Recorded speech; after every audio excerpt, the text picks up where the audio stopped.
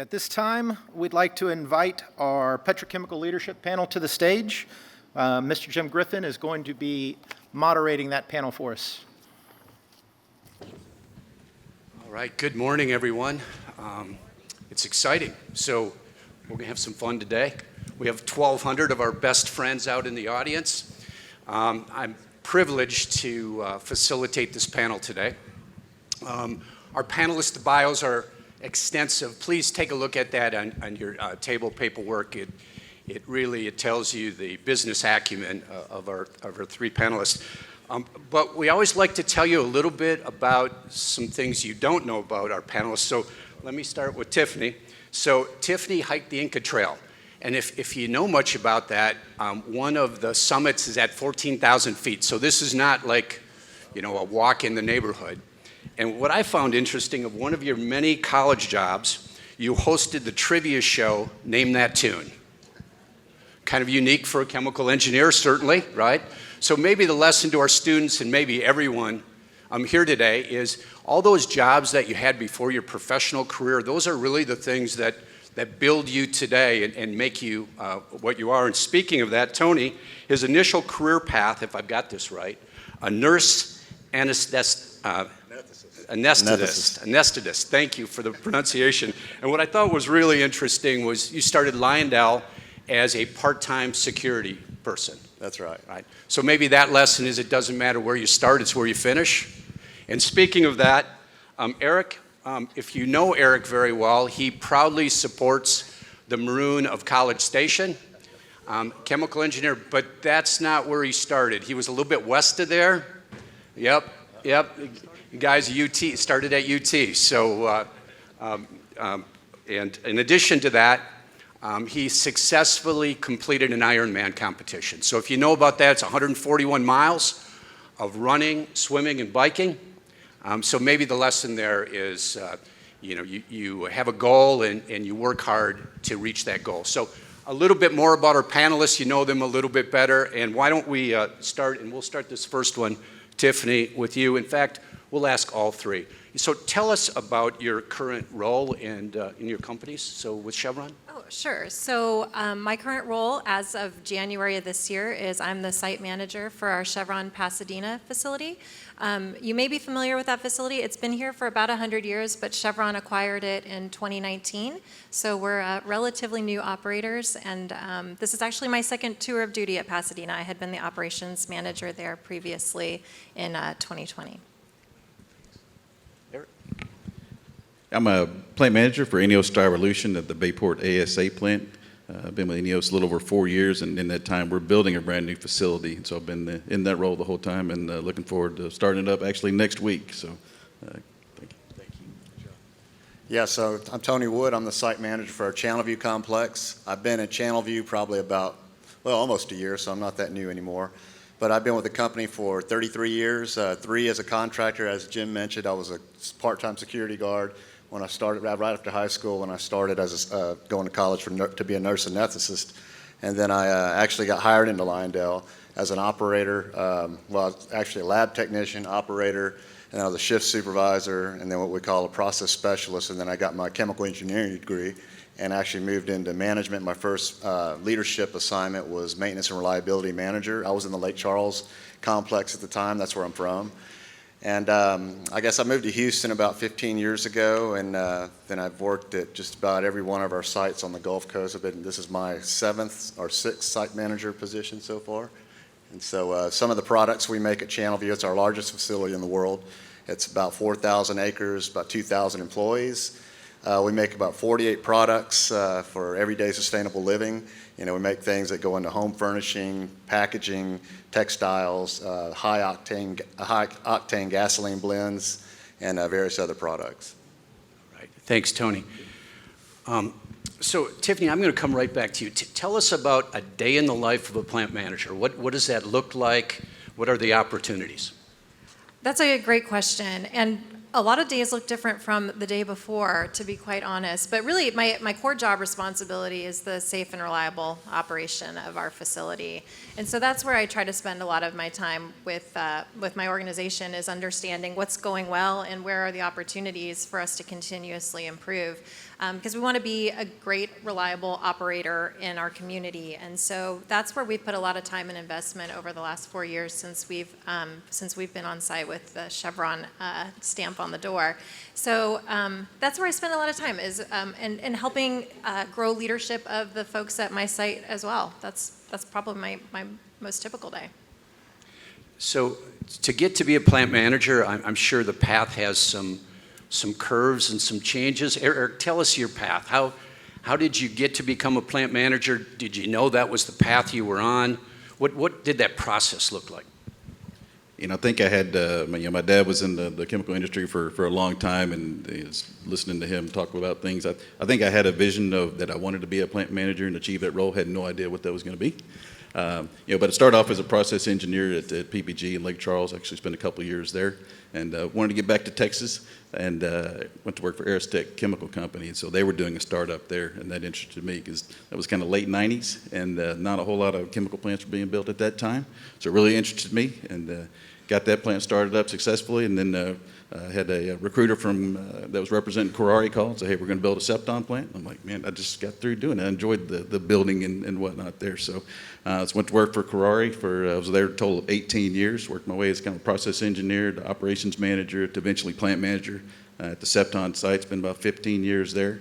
I was asked to go over to the eval site for another 3 years, and got contacted by an INEOS colleague and talking about the job with the ASA plant. And my previous 2 startups were kind of process engineer, only. So the challenge of, hey, starting up a new plant as a plant manager, putting a team together and building it and doing all that really interested me in that. So that's kind of how I got there. Right, thank you. Quick to the audience, any questions you might have, please put those on Slido and we'll get those to our panel. So the next question, I'd kind of like to move into your company, your plant, maybe the products that you produce, where the audience would see those products, and maybe how you work with your customer. Tiffany? Sure. So my guess is many of you are familiar with one of our biggest products, if you've been to a Chevron gas station. So the nice thing about our Pasadena location is we're a really great asset for Chevron, the enterprise, because we run Texas crude from the Permian Basin. So if you think of Midland area, that's where we get our crude from, and we process it in our facility, and then we get to put our product out here in the local market in the Texas Gulf Coast region. We do have the ability to ship out on the water. We're on the ship channel like many others, and so we can get to South America and Florida, other broader Gulf Coast locations as well. But kind of the products you think of when you think of Chevron, right? Gasoline, diesel, propane, butane, those types of things are what we make every day. Right. Same question to you, Eric. ASA is going to go into mainly construction and automotive. We have a little bit of medical as well. One of the main benefits of ASA compared to ABS is the UV resistance that it gives. So applications as far as automotive go, the front grills on cars, mirror covers, the fascia over the wheel wells, the spoilers, things like that. And from a construction side, decking and siding, you can take a thin layer of ASA and put it over a PVC, and it will hold the color. 20 years later, that should hold the color. Whoa, so ASA to ABS to PVC. So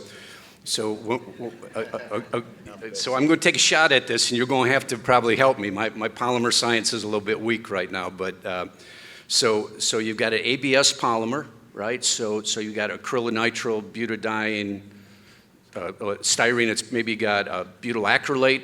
So tell us about that polymer, and how is that different than making something like PVC? I think the raw materials are going to be different. For the plant that I'm at, we're going to make ASA specifically. We do have a plant in Altamira, Mexico, that's a swing plant. They make ASA and ABS, and they split about 50-50. So one of the main points of building a plant here was to allow them some flexibility to focus only on ABS. They got some other product lines that they want to get into as well, but that allows us to focus on ASA. But I think the raw material, acrylonitrile, styrene, and butyl acrylate is what's going to go into our product. And there's a couple of different processes that go into making that will eventually compound it and make a pellet at the end of the day. So a specialty polymer, a plastic that's used in a lot of different applications, right? Tony, how about over at your plant? Yeah, I apologize. I think I answered about 3 of your questions in my first response earlier, so apologize for that. But no, we make, like I said before, we make about, well, a little over 48 different products at Channelview. And just some of the names of the products.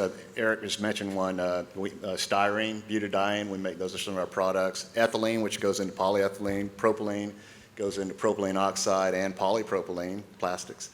And we make MTBE, this is alphabet soup, but ETBE, but it's really high octane gasoline blends. So there's a high demand for that. And all of our products are used globally. Or not all, but a lot of our products are used globally, so we ship a lot of our products export, and then we also have a lot right here domestically. All right, thank you. So one of the uniquenesses of this panel, as you can tell, Tiffany is a little bit more upstream, right? More on the fuel side, refining. And what you see is Eric on the polymer side, kind of the final product that would go out to somebody that would make an application, and Tony kind of in the middle of that process. So they have feedstocks that work within the companies. So we looked at your websites. Your websites are spectacular. They talk a lot about community. And I know as a plant manager, community engagement is important. So tell us a little bit about, maybe Tony, you start us off with this one. Tell us about community engagement at Lyondell and the value of that. Yeah, sure, Jim. I think the value, obviously, I don't have to, that goes without saying, but the unique thing about the Channelview complex is we actually have our own community advisory panel. And so we actually host the community every month where they come in and key stakeholders in the community will come in and we go, we have a planning session at the beginning of the year and we go over all of the different topics that we want to cover throughout the year. Some of them regulatory, but some of them are just community interest. Like this month we had a site tour scheduled for the community where they come into the plant and we bus them in and we give them a site tour. And but those meetings, I attend every one of those meetings, and we usually have them at night or in the evening, and just to answer any questions or anything of that or concerns for that matter that the community may have. And most of them live like right around the plant, so it's they have direct knowledge of everything we're doing, and I think that relationship is very, very positive. And I think just because of that relationship that we've developed over the years with the community, and also being a very responsible operator in the communities where we operate, and they know that, and so but they still they still have concerns about traffic and things like that, and so we always are looking for solutions to try to make it more efficient for them to come and go as they please throughout their neighborhood roads. Excellent. Well, Tiffany, I know you've traveled around a lot in your career, so how has community changed from location to location?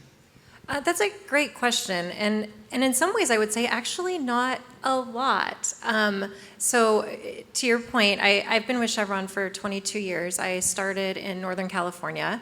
I was at one of our facilities there for 11 years before we started moving, and then we went to Salt Lake City. I was in Pascagoula, Mississippi, and then came here in 2020.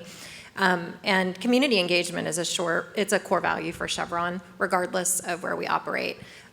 The community environments may be very different where we operate. You can probably imagine just from the list that I rattled off what those variables might look like. But we have the same strategies and interests wherever we are. We want to, similar to what Tony mentioned, we want to be a reliable operator. We don't want people to notice us, right? Our goal would be to be invisible to folks. We also are very strong at wanting to have good community investment, and we really prioritize around education, economic development, and health initiatives. STEM in particular, when you think about education, and that's really at all levels. We start to participate and fund programs and engage and have volunteers at kindergarten levels, right? We want to get people hooked early and young and foster that all the way through high school so that we have a strong pipeline of talent when they're ready to enter into the workforce. And then we have continuing education for folks once they are with us. So even though we operate globally, those strategies are the same everywhere we are. So Eric, what does community mean to INEOS, and what does community mean to Eric Bass? I think from an INEO standpoint, a lot of us live in the same communities where we're working, so I think that's critical. So we want to be a good owner operator of what we're doing, have a good relationship, be honest and transparent with them. Make sure we've got good relationships there, develop the trust, be very responsive to their needs and any concerns that they have. To me personally, it's about kind of giving back, and we started a relationship with the local elementary school, and we're kind of getting our feet wet here as far as a production facility, but it's important that we give back to the folks. So buying back to school clothes, that the school districts aren't as funded as they need to be. If they need paper or Kleenexes or whatever, it's like, okay, we need to help these folks, help them along. They've given a lot to us. We need to be able to give back to them. We're getting a lot of good questions from the audience, and there's a number of workforce questions. Tony, I'm going to have you start this next one. There's questions about workforce. What are you looking for? What are the values? What's important to Lyondell? Yeah, thank you, Jim. I think you said it right there, the values. I think that's one of the key things that I think is so different with the workforce today, because if you go back, and you've been in the industry a while, Jim, so if you go back, 20 years ago, people would go, they would jump to another company for pay. If it was $1 more an hour, I see people leave and go chase that dollar. And I think in today's world, as we've evolved, I see people leaving companies not necessarily for the total compensation. They leave companies because they don't feel valued. So that's a whole different way of working. To try to make sure everyone feels valued. So that didn't answer your question, but that's the key. I think that's a key aspect of educating ourselves, especially people like me that have been in industry for quite a while. You get blind spots or you get biases. It's just human nature, right? It's not that you mean to, or it's intentional, but you just need to educate yourself on what your biases are, so you can relate to the newer generations coming in, so you can actually make sure they feel valued. I think that's a key part of it, and not just me. It needs to be all of my leadership team that's there at the complex. But when you talk about what do I look for in a workforce when we're hiring, we probably hire, I was saying it earlier, about 75 to 100 operators a year, and you know this coming from San Jac. But I think the key thing that we look for is it's a mixture, really, because in the new students coming out of P-Tech, they have the technical capabilities, but sometimes where we like to see it, what we've adjusted the curriculum over time, is to use more practical application. So when they come out into a plant setting, they have some practical knowledge of how things work, in the field and things like that. And so that's why we have these labs and things like that we let them work in schools. So that's really what we're looking for, is we want that technical ability, we want the practical application, and then we want to blend experience in with that. If we can find experienced operators out there that are looking for work, and then also ex-military, those are the three pillars that we really try to go after, or different people we try to go after. So that's kind of what we look for. Well, with 100 hires in a 12-month period, can you share a metric? How many of those are with you? Well, I can down say, the road. Oh, sorry. Yeah, I can say that out of the 100 that we have hired each year, on average, our metric is about 98% successful with those candidates. So when they come in and they onboard, they start their new job, we keep about 98% of them, and then there's 2% sometimes that just don't make the performance cut. Okay. Well, so I see the look in the audience, because I know you all hire a lot of workforce, and I suspect if you had a 98% number, you'd be very happy with that. I would imagine you're going to see similar results from Chevron and INEO. So you maybe want to catch these three at break and find out what the secret sauce is. Any other comments on workforce? Yeah, I may just add on to that a little bit, Tony, because I think what you mentioned, I think all three of us would probably answer similarly, but I do want to kind of touch a little bit on all of our companies hire a very wide variety of folks, right? A lot of times we think about the operations staff, or maybe the technical engineering staff that it takes to run these types of facilities, but we hire IT, HR, supply chain procurement, finance, right? So it's really a far range of functions that it takes to run these places. And so thinking about, I love this. I know Rick is in the audience. We were talking about this yesterday, what we've traditionally called soft skills. He's like, those are actually, they're critical skills. And I love that nuance of it because I want people on my team who are good problem solvers and good collaborators and people who can build relationships and work across boundaries and are comfortable challenging the status quo and thinking about new technologies and new innovations and the way we implement our processes. So it doesn't matter to me what function you're in. Those are the types of things that I want people to be able to bring to the workforce at our site.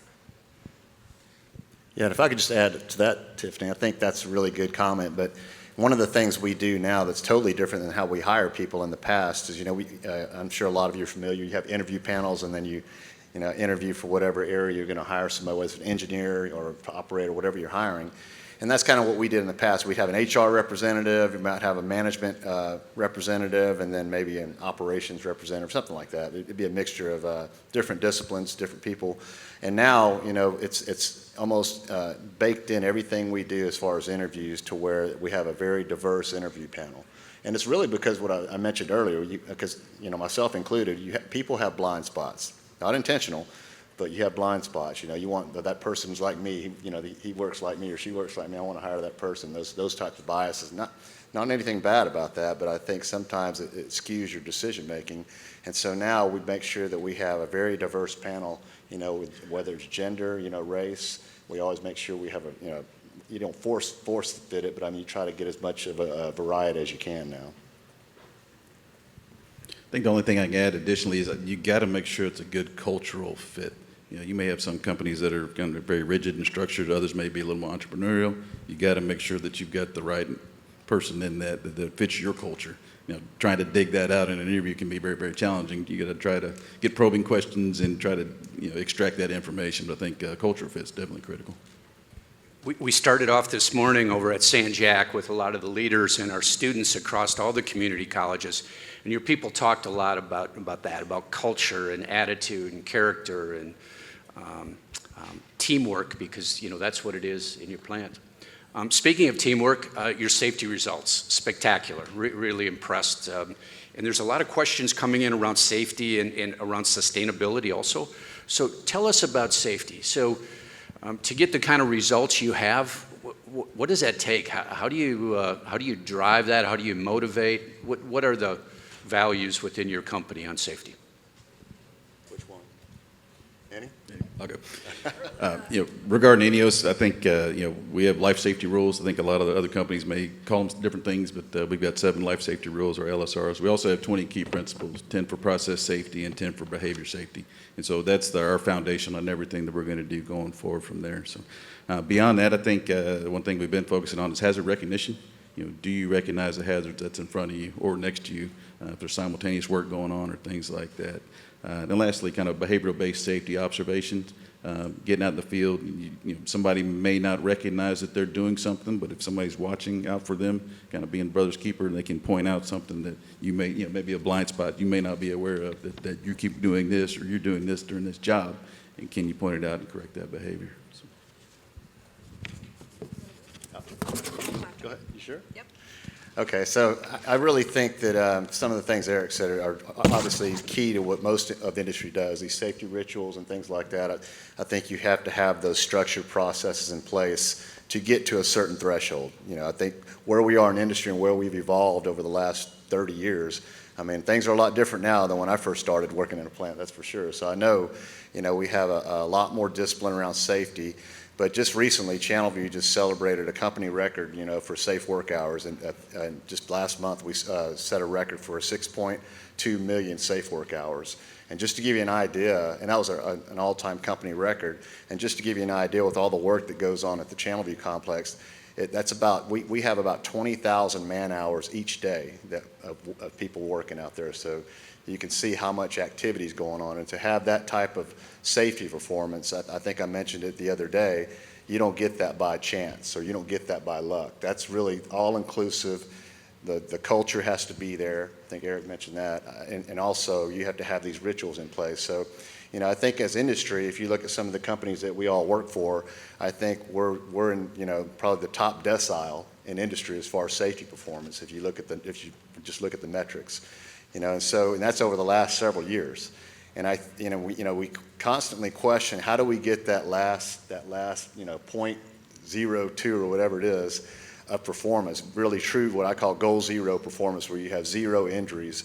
I think it really boils down to not, you know, you can maintain the safety rituals. I think that's a big piece of it, but I really think it's around morale and culture. It's people, right? It's human decisions that get made that cause you to have that 0.02. And so that's something that we've educated ourselves on, definitely still educating ourselves on. But as a site leader coming into any site, and I've been to many sites, every site I come into, you know, our previous CEO had asked me, what is the most important thing to you when you come into a new site? You know, and I know what the response is supposed to be, but I always say it's positive morale. It's the culture. You know, and the reason why I say that is because I feel like if you don't have the positive morale or the culture you need, it doesn't matter how many safety rituals you do, you're still going to have that 0.02% of people making those things because they're not inspired to do the things that they need to do. Yeah, and maybe I'll try and figure out a new way to talk about what you guys have so wonderfully said already, right? Because this is such a core value for what we do every day. And you know, on the previous panel, there was a question about what keeps you up at night. And it's this, right? This is the type of stuff that keeps you up at night. And we all have structure and processes and rigor around how we keep people safe. It's similar, we have our overarching principles of do it safe or not at all. There's always time to do it right. But how do you really ingrain that into a workforce every single day and keep it fresh and vulnerable every single day? It's a very difficult challenge. And so I think that that's where the crux of it is how do you keep it alive for folks and making it real. And so I'll tell you, you know, I think everybody who works at a site probably has stop work authority. It's something that they value and reinforce at their location.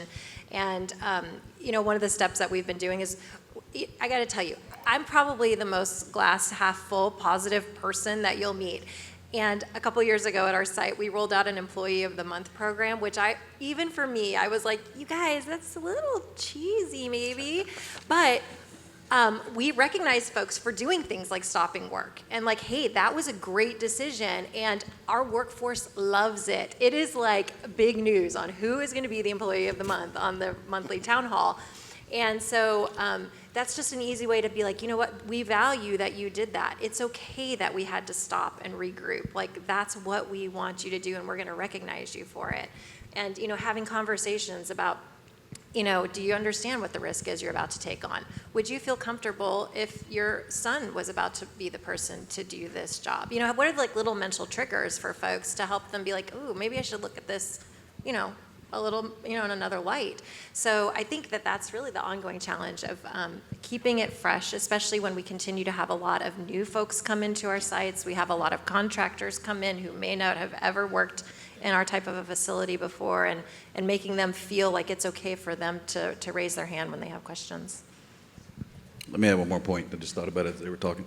I think you really, truly, genuinely need to care about your people. You know, go beyond just a work relationship. You know, how's the family doing? How's the kids doing? Really get to know them, build that trust, build that rapport with them. You know, and the 0.02, you know, there's somebody got hurt. That 0.02 is an injury of some sort, which nobody wants. Everybody's targeting zero. We all know that. That's, you know, we're striving for perfection always, and you know, we're humans. We make mistakes, and so you're always fighting that constant battle. But you know, just developing the trust and the relationships with the people. My HSE guy says, you know what, we need a family type atmosphere that we can cultivate and have trust in. So. You operate multi-billion-dollar sites, and it's all about the people. So a lot of good questions coming in from the audience. I'm not sure we're going to be able to get to everyone, but this question flanges up. As a plant manager, how do you balance your time between technical, business, strategic development for yourself and others? Who wants to take a first swing at the plate? I'll try to take the first swing at it, but I think I understand the intent of the question. You know, how do I balance technical business, or basically business, with strategic development for myself and others? one of the things that I have right now in my current role, I have over 40 managers that are part of my team. And obviously that's a huge leadership team.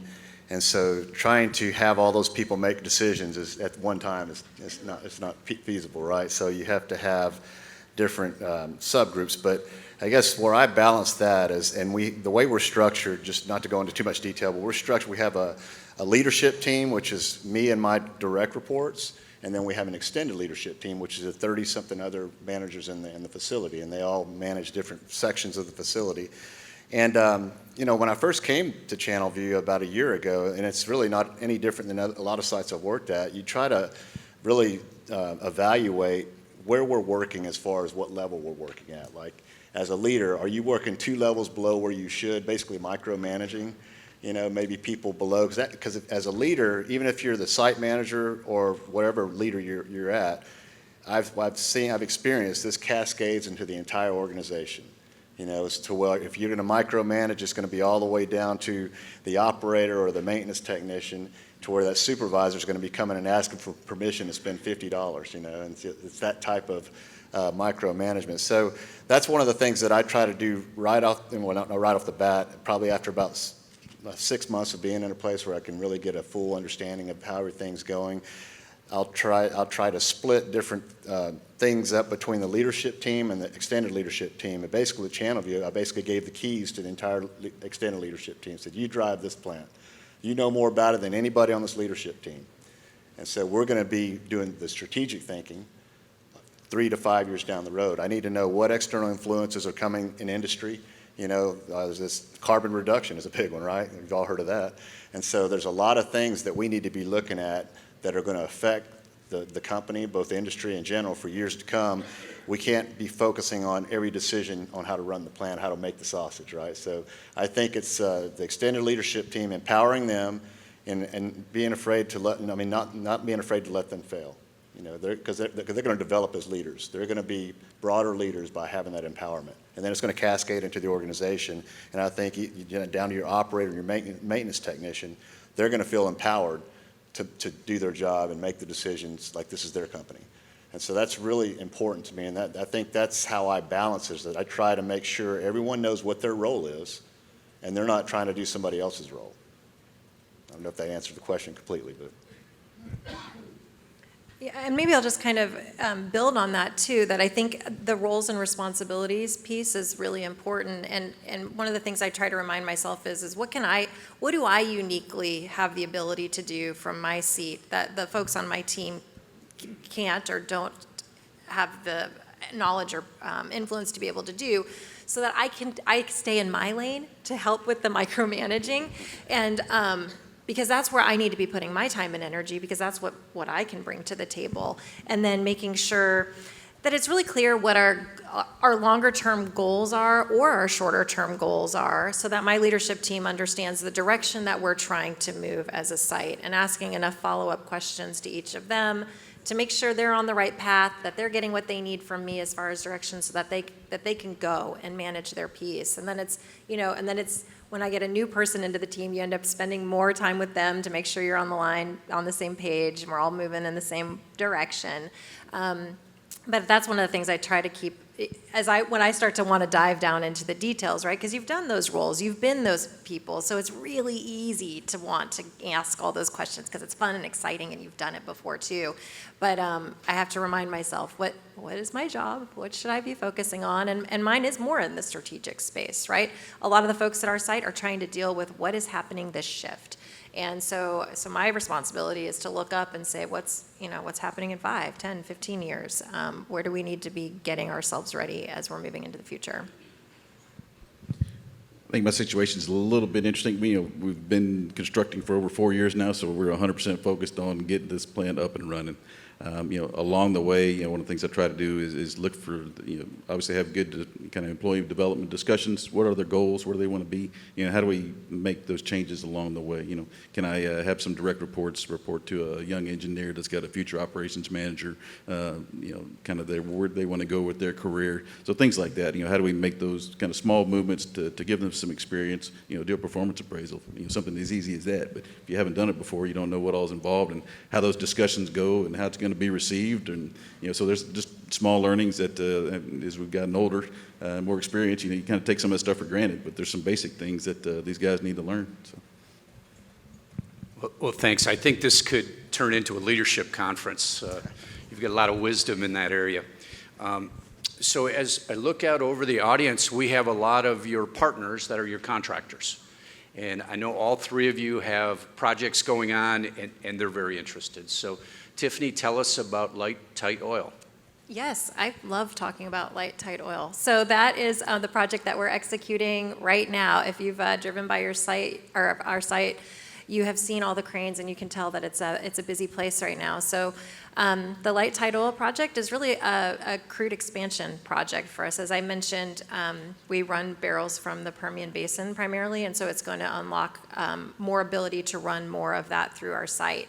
The other added benefits is that the market here tends to be in a pretty tight gasoline supply, so it allows us to put more barrels here in the local market, and it's going to give us the ability to make more and different products as well.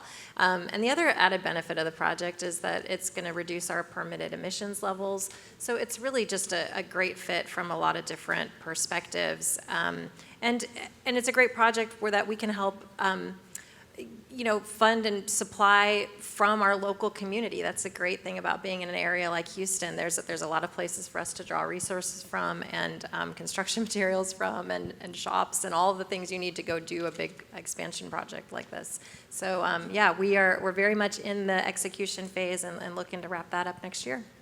Well, thank you to Chevron for investing in our community. Okay, ASA, acrylonitrile styrene butyl acrylate. Give it a go. Very good. You're awesome with that. Quick, Steve. Yeah, with the plant site we've got 85 INEOS employees. We've got 30 PSC contractors. They'll do our packaging in super sacks, bulk boxes, and rail. We've also got mechanical contractors on site, and even today we've got day in and day out we've got 175 people on site.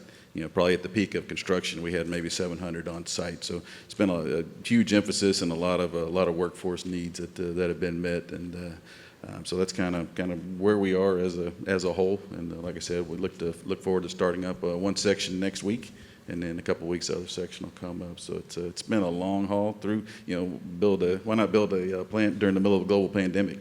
But level up and make it a little more challenging. So it's been a haul. So I'm going to ask you the obvious. How does it feel to be at the end of a 4-year project? I'll let you know after we start up. But yeah, startups are challenging, and there's no easy button you hit that makes it go start up. But it's finally, the action item list. It's palpable. You can see it. It's like, okay, we're finally getting to the end. So everybody's kind of getting encouraged. It's been a kind of a dogfight along a lot of the way, but. It's good to finally get towards the end. You can see the end of the tunnel. So yeah, it's good. All right, thank you. Tony, tell us about POTBA. You're not going to pronounce, you're going to say what it is? Propylene oxide tertial butyl Alcohol. alcohol. Hey, that's All right. good though. Well, That's really good, Jim. So that's 4 out of 5. That's 80%. That's better than I did at the U. So I feel pretty good about that. No, so yeah, thank you, Jim. I'm happy to say that we did start up the world's largest propylene POTBA plant or unit this year in March, and this was another project as the single largest investment LyondellBasell has ever made in its history. I think it was $3.4 billion was the TIC after it was all said and done. With this plant, the business case for building this unit here in Channelview is mainly because we want to take advantage of the global business, in this field and also in this area. And then also the low-cost feedstock we get here on the Gulf Coast, and so I think we all are aware of that. And so the main thing this goes into, I mentioned it earlier, POTBA, propylene oxide. It goes into like the cushions you're sitting on right now in the seats. It's a lot of that, a lot of durables that you see in the market. And then, the TBA the unit itself produces 470 KT a year propylene oxide, and it produces 1 million KT a year TBA. And so the TBA actually goes into the high octane gasoline blends that Tiffany's making, and so we can put it in the gas stations. This job, the actual project itself has been going on for 4 years, so we just finished it, had a successful, safe startup. We have proven the unit to run at design conditions, so that was a really, really huge accomplishment for us. The peak construction was about 3,200 employees, and then now that we've started up, we're more in a run and maintain mode, and now it did add 150 permanent employees, permanent jobs to the Houston area. So yeah, we're really happy about the accomplishment. Couldn't say enough about all of the people involved with this. There's a huge effort by everyone to do this safely. They set many milestones along the way for safe work, and then to finally start it up and put the product into the market is a huge accomplishment for LyondellBasell. Thank you. So yeah, we're down to the 2-minute warning. It's been a great conversation. So we talked about community. I've got a comment really quickly about Pasadena Livestock Show and Rodeo. It starts tomorrow. It's a 9-day rodeo. About $800,000 goes to scholarship, and the livestock auction will be 1 week from today here. It'll smell a little bit different in here a week from today, but it's great to see all these students. And for the students here today, thank you for joining. You can see the industry and the leadership that you'll be engaging with in your long career in the industry. And to Tony and Eric and Tiff, thank you so much. Really appreciate it. Thanks. Welcome. Thank you.